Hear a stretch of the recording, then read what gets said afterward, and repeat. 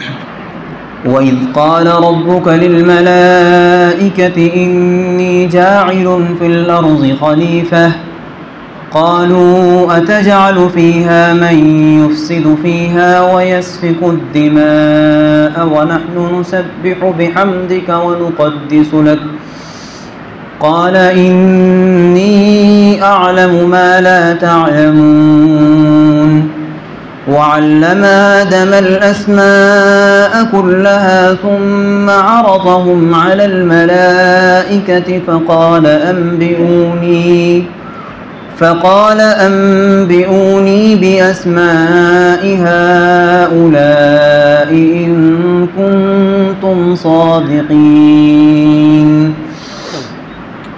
قالوا سبحانك لا علم لنا إلا ما علمتنا إنك أنت العليم الحكيم قال يا آدم أنبئهم بأسمائهم فلما أنبأهم بأسمائهم قال ألم أقل لكم إني أعلم غيب السماوات والأرض وأعلم ما تبدون وما كنتم تكتمون صدق الله العظيم وَإِذْ قَالَ رَبُّكَ لِلْمَلَائِكَةِ إِنِّي جَاعِلٌ فِي الْأَرْضِ خَلِيفَةً، اور جب کہا آپ کے پروردگار نے فرشتوں سے انی جاعل فی الارض خلیفہ، کہ میں زمین میں اپنا نائب بنانے والا ہوں، میں زمین میں اپنا نائب پیدا کرنے والا ہوں۔ قالوا، تو فرشتوں نے کہا اتجعل فیہا من یفسد فیہا، کیا آپ زمین میں ایسی مخلوق پیدا فرمائیں گے من یفسد فیہا، جو زمین میں فساد برپا کریں گے، ویسفک الدماء، اور خون بہائیں گے، ونحن نسبح بحمدک ونقدس لک، جبکہ ہم آپ کی تسبیح بیان کرتے ہیں، آپ کی پاکی بیان کرتے ہیں۔ قال انی اعلم ما لا تعلمون، اللہ نے فرمایا میں وہ باتیں جانتا ہوں جو تم نہیں جانتے۔ وعلم آدم الاسماء کلھا، اور اللہ رب العزت نے حضرت آدم کو تمام چیزوں کے نام سکھلا دیے۔ ثم عرضهم علی الملائکہ، پھر ملائکہ کے سامنے، فرشتوں کے سامنے ان چیزوں کو پیش کیا۔ فقال انبئونی، اور فرمایا کہ تم مجھے بتلاؤ باسماء ہؤلاء، ان چیزوں کے نام، ان کنتم صادقین، اگر تم سچے ہو۔ قالوا سبحانک لا علم لنا، فرشتے کہنے لگے آپ کی ذات پاک ہے، ہمیں کوئی علم نہیں ہے سوائے اس کے جو آپ نے ہمیں عطا فرمایا۔ انک انت العلیم الحکیم، یقیناً آپ جاننے والے اور حکمتوں والے ہیں۔ قال یا آدم انبئهم باسمائهم، اللہ نے فرمایا اے آدم ان فرشتوں کو ان تمام چیزوں کے نام بتلا دو۔ فلما انبأهم باسمائهم، پھر جب حضرت آدم نے ان چیزوں کے نام بتلا دیے، قال الم اقل لكم انی اعلم غیب السماوات والارض، اللہ نے فرمایا کیا میں نے تم سے کہا نہیں تھا کہ میں جانتا ہوں زمین و آسمان کی پوشیدہ چیزوں کو، وَأَعْلَمُ مَا تُبْدُونَ، اور ان چیزوں کو بھی جانتا ہوں جن کو تم ظاہر کرتے ہو، وَمَا كُنْتُمْ تَكْتُمُونَ، اور جن چیزوں کو تم چھپا لیتے ہو، اپنے دل میں رکھتے ہو۔ اس سے پہلے ان نعمتوں کا بیان ہوا تھا جن میں بندے کو یہ بتایا گیا کیف تکفرون باللہ، اللہ کا انکار کیسے کرتے ہو، جبکہ اللہ نے تم کو پیدا کیا، زمین میں پھلوں کو پیدا کیا، اور ما فی الارض، یعنی زمین کے اندر جتنی چیزیں ہیں وہ سب چیزیں اللہ نے انسان کے لیے پیدا کی۔ اس طریقے سے اللہ رب العزت نے کچھ نعمتوں کا اظہار فرمایا تھا۔ وہ تمام نعمتیں اب تک کے مقابلے میں چھوٹی تھیں، لیکن ان آیات میں اللہ رب العزت نے حضرت آدم علیہ السلام کی پیدائش کا قصہ بیان کیا ہے، اور یہ پیدائش کا سلسلہ جو ہے اللہ یاد دلانا چاہتے ہیں کہ یہ سب سے بڑی نعمت ہے کہ انسان کو اس دنیا میں بھیجا گیا۔ حضرت آدم کی پیدائش ہوئی اور ان کے نتیجے میں ان کی تمام نسلیں پیدا ہوئیں، تو یہ ایک نعمت ہے جس کی یاد دہانی کرا رہے ہیں اللہ رب العزت۔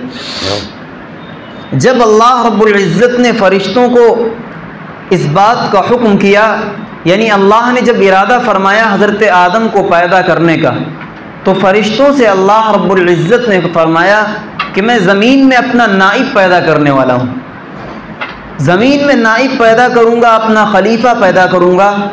تو فرشتے کہنے لگے اے اللہ نحن نسبح بحمدک، ہم آپ کی تسبیح بیان کرتے ہیں، ونقدس لک، آپ کی پاکی بیان کرتے ہیں، آپ کے تمام وہ کام کرتے ہیں جن سے آپ راضی ہوتے ہیں، پھر آپ ایسی مخلوق کیوں پیدا کریں گے جو ایسے کام بھی کرے گی جو آپ کی ناراضگی والے کام ہیں؟ آپ ایسی مخلوق کیوں پیدا کریں گے من یفسد فیہا، جو زمین میں فساد برپا کریں گے، ویسفک الدماء، اور خونریزیاں کریں گے۔ اے اللہ جب ہم ایسی مخلوق آپ نے فرشتوں کی پیدا کر دی جو صرف اور صرف آپ کی عبادت کرتے ہیں، آپ کی نافرمانی نہیں کرتے، اگر آپ کا مقصود صرف عبادت کروانا ہے تو ہم آپ کی عبادت کے لیے کافی ہیں۔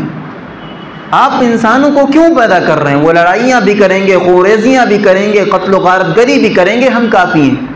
اللہ نے فرمایا نہیں، انی اعلم ما لا تعلمون، اے فرشتوں کی جماعت میں وہ جانتا ہوں جو تم نہیں جانتے۔ فرشتے کہنا چاہ رہے تھے اللہ رب العزت نے جب یہ فرمایا کہ میں زمین میں اپنا نائب اور خلیفہ بنانے والا ہوں، فرشتوں نے یہ کہنا چاہا کہ اے اللہ نائب اور خلیفہ ایسا شخص ہونا چاہیے اور ایسی قوم کا ہونا چاہیے جو اللہ کی نافرمانی نہ کرے۔ ہم ایسی قوم ہیں یعنی فرشتے جو اللہ کی نافرمانی نہیں کرتے، تو آپ ہمیں کو زمین کا خلیفہ کیوں نہیں بنا دیتے؟ آپ انسانوں کو کیوں پیدا کر رہے ہیں؟ اللہ نے فرمایا انی اعلم ما لا تعلمون، اے فرشتوں کی جماعت میں وہ جانتا ہوں جو تم نہیں جانتے۔ اللہ رب العزت نے حدیث پاک میں آتا ہے کہ حضرت آدم کی پیدائش سے قبل اس دنیا میں حضرت آدم علیہ السلام کے اتارے جانے سے پہلے 2000 سال پہلے اس دنیا میں صرف اور صرف جنات آباد تھے، پوری دنیا میں جنات آباد تھے۔ اللہ رب العزت نے شیطان کو ابلیس کو بھیجا اور وہ ابلیس زمین پر اترا اور ابلیس نے اپنے تمام متبعین کے ساتھ ان جناتوں کو بھگایا اور مارا، چنانچہ وہ پہاڑوں میں اور کھیتوں اور خلیانوں میں جا کر کے دور دراز آباد ہو گئے اور زمین جناتوں سے پاک ہوئی۔ اس کے بعد اللہ رب العزت نے حضرت آدم کو زمین میں بھیجا۔ ایک مخلوق ایسی ہے جنات، اور ایک مخلوق جنات کی ہے، ایک مخلوق فرشتوں کی ہے اور ایک مخلوق انسانوں کی ہے۔ 3 مخلوقات ہیں۔ فرشتے ایسے ہیں جن کے اندر برائی کرنے کا مادہ ہی نہیں ہے، اگر وہ گناہ کرنا بھی چاہیں تو کر ہی نہیں سکتے، صرف اور صرف اللہ کی عبادت کر سکتے ہیں، گناہ کرنے کا ان کے اندر اختیار و بس نہیں ہے، ان کی طاقت ہی نہیں کہ وہ اللہ کی نافرمانی کر سکیں، اس کو کہتے ہیں مجبور محض۔ دوسری مخلوق جنات ہیں، ان کے اندر شیطانیت، سرکشی غالب ہے۔ جناتوں میں سے اکثر جو ہوتے ہیں وہ سرکش ہوتے ہیں اور شیطان قسم کے ہوتے ہیں، تو ان کے اندر خیر کا مادہ غالب نہیں تھا۔ اور تیسری مخلوق جو ہے انسانوں کی مخلوق ایسی ہے جس کے اندر اعتدال ہے اور ان کو فطرت کی جانب جب بلایا جاتا ہے تو وہ لوٹ آتے ہیں۔ تو یہ 3 مخلوقات اللہ نے پیدا کی۔ تو اللہ نے فرمایا انی اعلم ما لا تعلمون، اے فرشتوں کی جماعت میں وہ جانتا ہوں جو تم نہیں جانتے۔ اللہ کیا فرمانا چاہ رہے تھے؟ یعنی اللہ رب العزت کو یہ معلوم تھا کہ اے فرشتوں، جس امت کے متعلق، جس قوم کے متعلق، جس مخلوق کے متعلق تم یہ کہہ رہے ہو کہ ان کو کیوں پیدا کر رہے ہو، اس مخلوق کے اندر انبیاء بھی ہوں گے، صلحاء بھی ہوں گے، اللہ کے برگزیدہ بندے بھی ہوں گے، متقی بھی ہوں گے، علماء بھی ہوں گے، صلحاء بھی ہوں گے، نمازی بھی ہوں گے، اللہ کے احکامات کی پابندی کرنے والے بھی ہوں گے، اور ایسے لوگ بھی ہوں گے جو اللہ کے حکم پر اپنا سر جھکا دیں گے۔ اے فرشتوں کی جماعت میں یہ سب چیزیں جانتا ہوں، تم نہیں جانتے یہ سب کیا ہونے والا ہے۔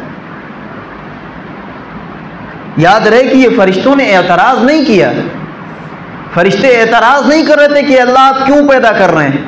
فرشتے ایک مخلوق ہے، ان کی کیا مجال کہ اللہ کے سامنے اعتراض کر دیں۔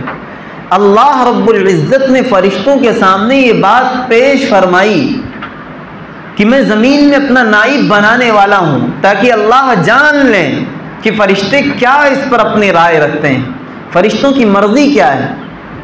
واقعہ یہ تھا کہ فرشتوں کا یہ خیال تھا، حضرت آدم علیہ السلام کے پیدا ہونے سے پہلے فرشتے یہ خیال کیا کرتے تھے کہ اب ہم سے زیادہ برگزیدہ کوئی بھی مخلوق ہم سے زیادہ اچھی پیدا نہیں ہوگی، ہم اللہ کے مقرب ہیں، ہم سے زیادہ عالم و بزرگ اور متقی کوئی بھی مخلوق پیدا ہونے والی نہیں۔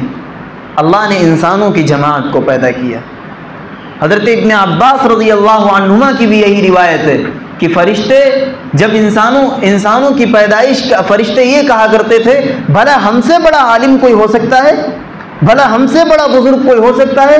اللہ رب العزت نے حضرت آدم کو پیدا کیا، اور حضرت آدم کو پیدا کرنے کے بعد ان پر فضیلت دی، فرشتوں پر حضرت آدم کو فضیلت دی، اور ان کا جو یہ خیال تھا کہ ہم سے بڑا عالم کوئی نہیں پیدا ہو سکتا، یہ خیال ٹوٹ کر رہ گیا۔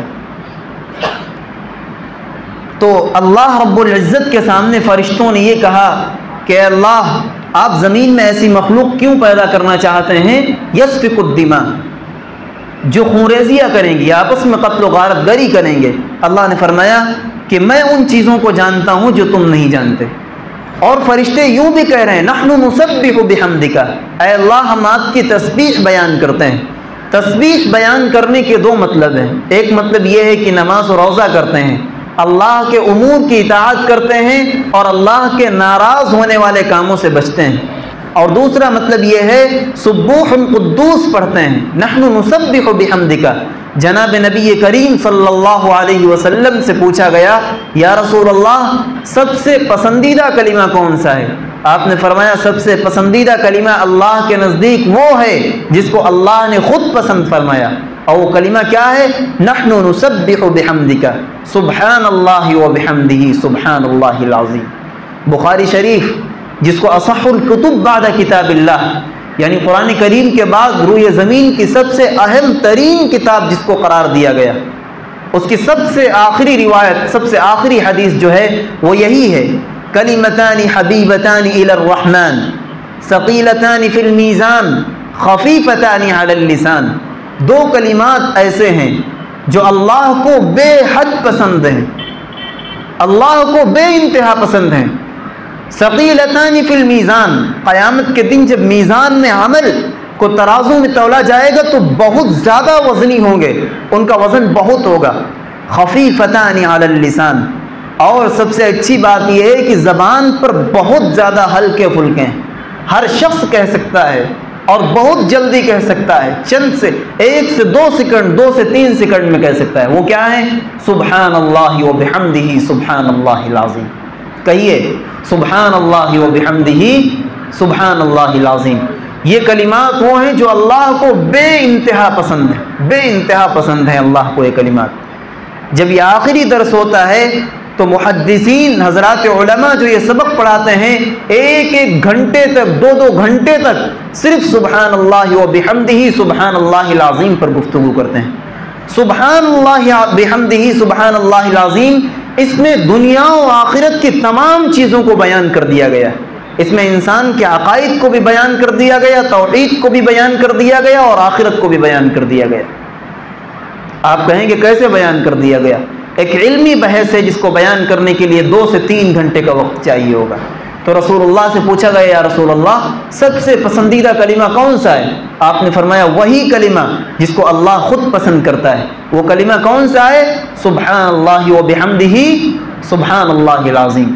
معلوم کیا ہوا کہ ہمیں اور آپ کو ان کلمات کا ورد چلتے پھرتے کرنا چاہیے، سبحان اللہ وبحمدہ سبحان اللہ العظیم، کیونکہ یہ کلمات اللہ کو بہت پسند ہیں اور ان کا ثواب بہت زیادہ ہے، اور کہنے میں کوئی دشواری نہیں، بہت آسان الفاظ ہیں۔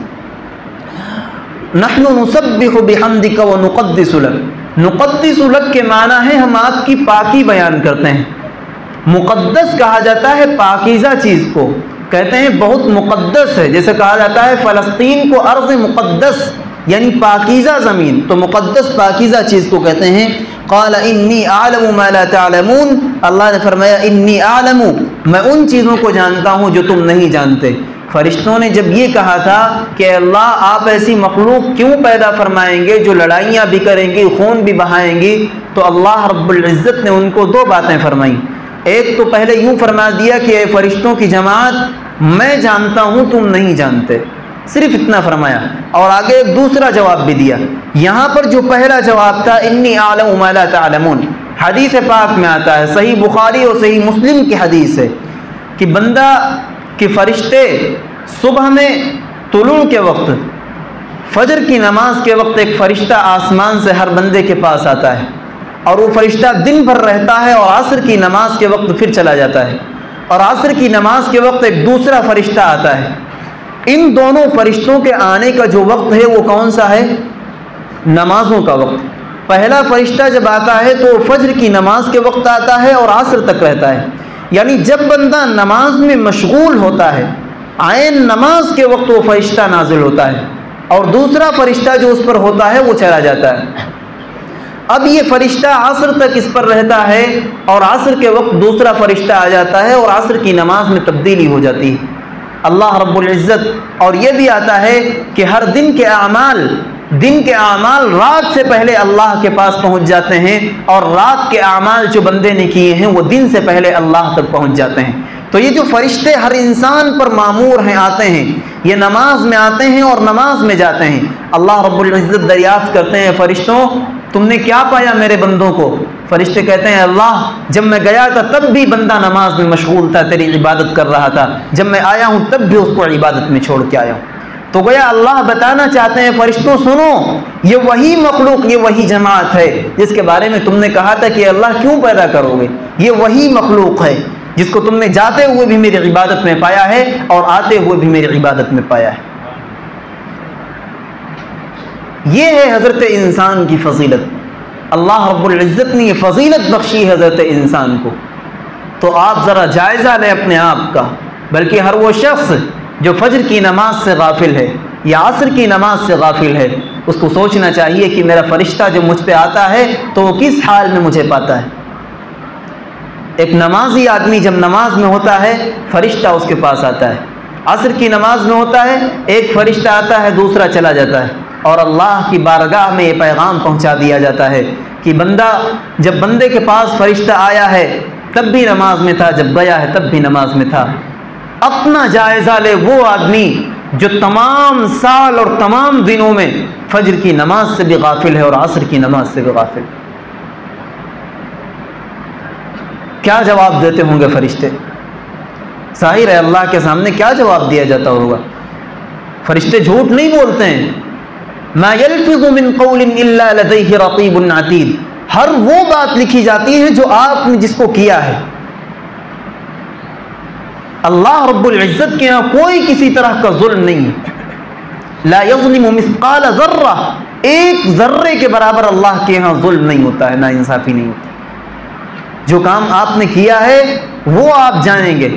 فمن یعمل مثقال ذرۃ خیرا یرہ، اللہ فرماتا ہے ایک دن آنے والا ہے کہ اگر تمہیں کوئی ادنا سی ادنا چھوٹی سی چھوٹی خیر کی ہوگی، نیکی کا کام کیا ہوگا، اس کو بھی دیکھ لو گے۔ ومن یعمل مثقال ذرۃ شرا یرہ، اور جس نے کوئی چھوٹا سا بھی گناہ کیا ہوگا وہ اس کو بھی دیکھ لے گا۔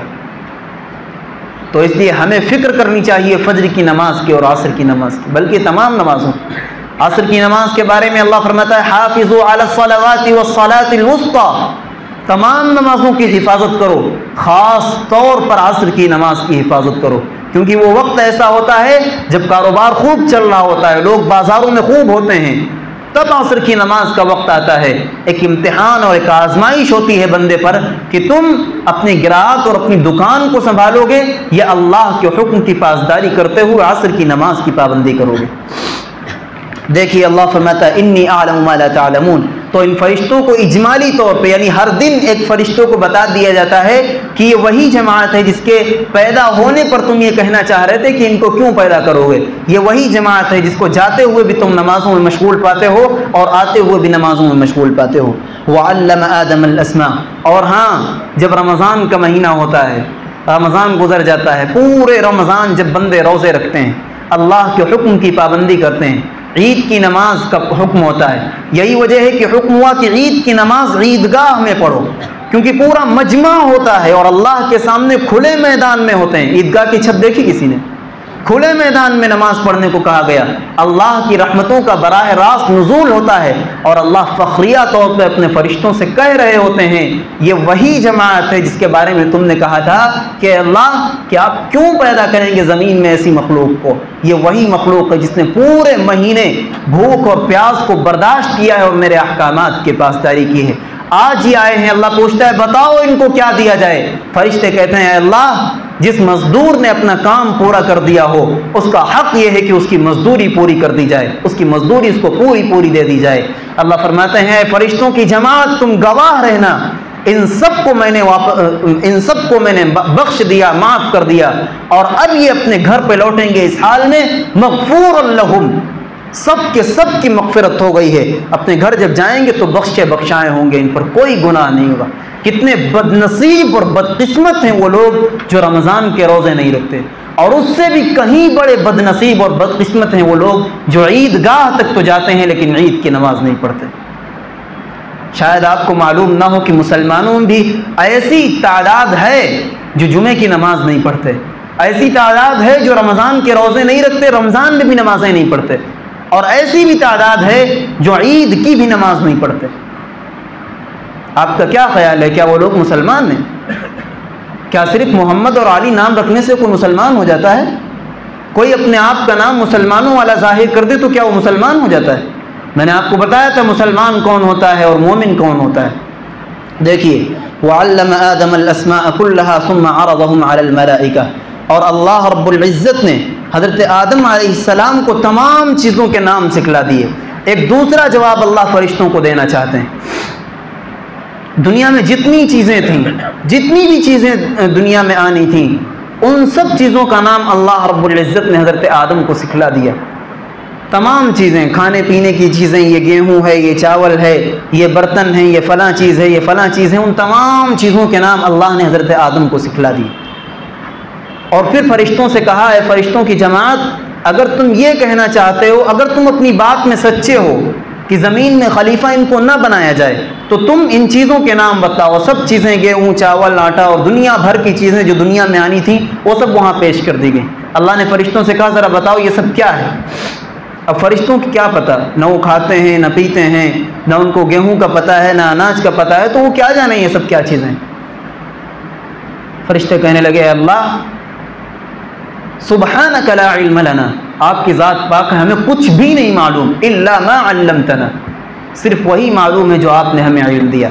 ابھی تک فرشتوں کا یہ خیال تھا کہ سب سے بڑے عالم ہم ہیں، لیکن آج حضرت آدم پیدا ہوئے اور اللہ نے ان فرشتوں کو یہ سکھلا دیا، فرشتوں کے سامنے اللہ نے یہ سکھلایا حضرت آدم کو۔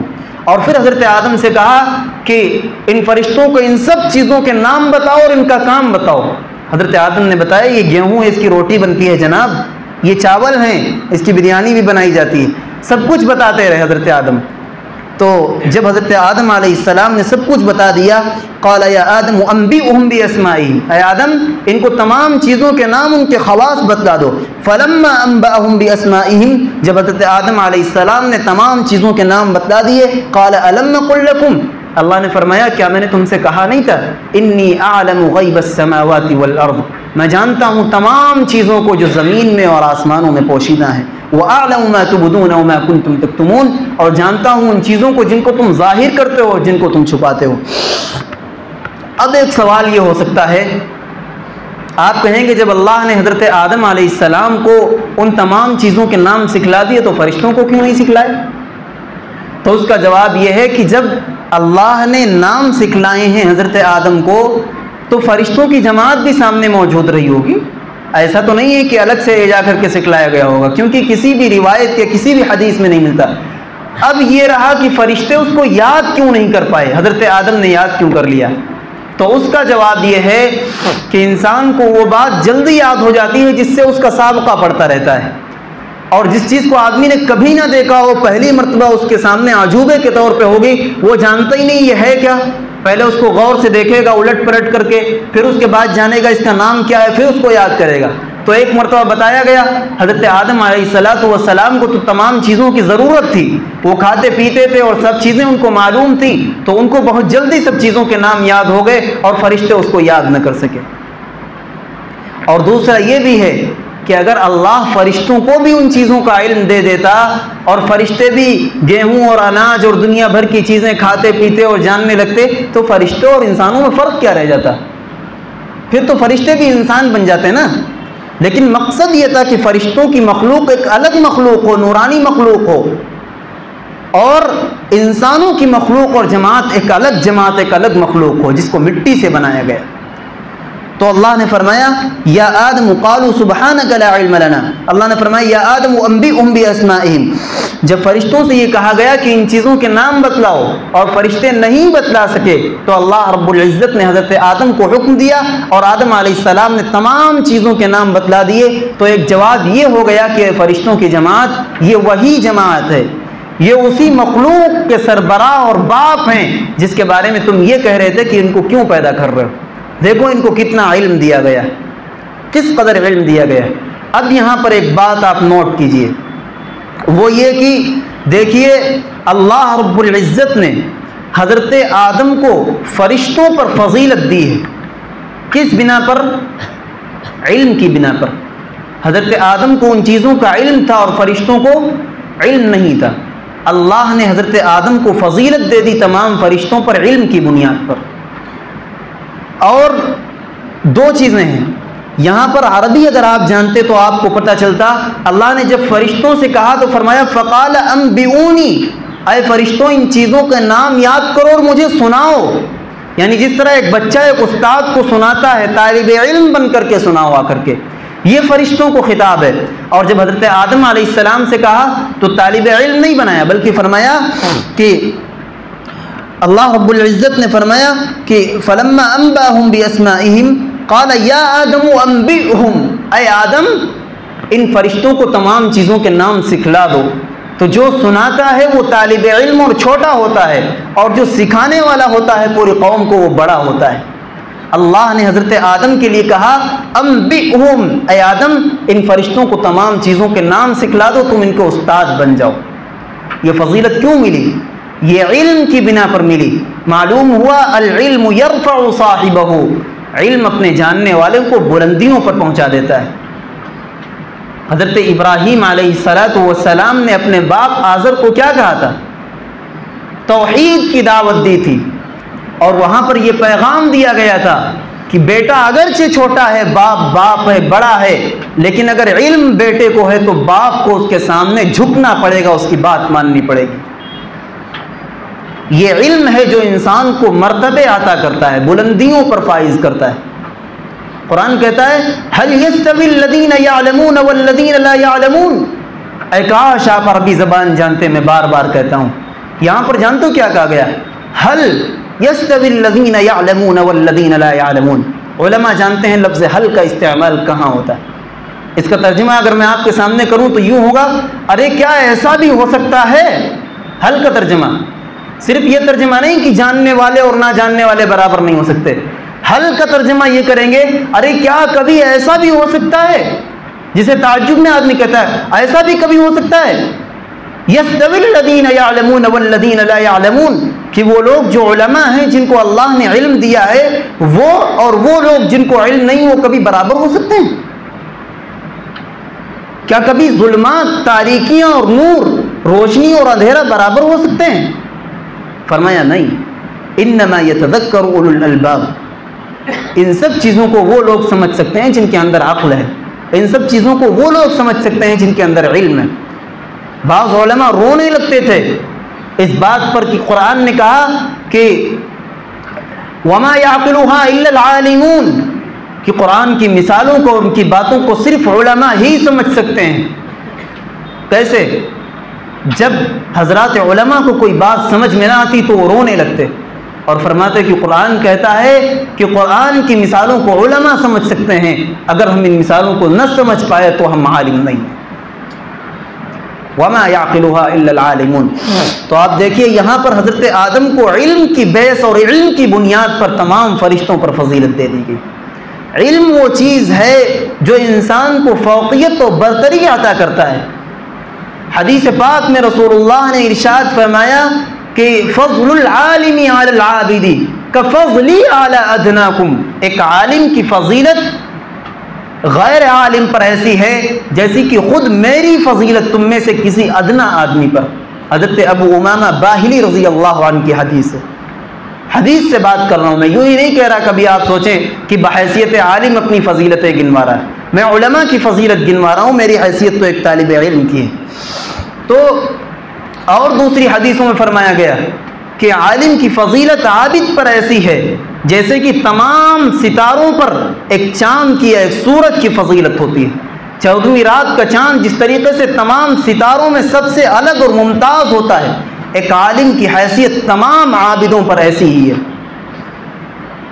ایک عالم زمین میں چمکتا ہوا ستارہ ہوتا ہے، بلکہ بعض جگہ پر یہ بھی کہا گیا موت العالم موت العالم، ایک عالم کا مر جانا گویا پورے عالم کا مر جانا ہے۔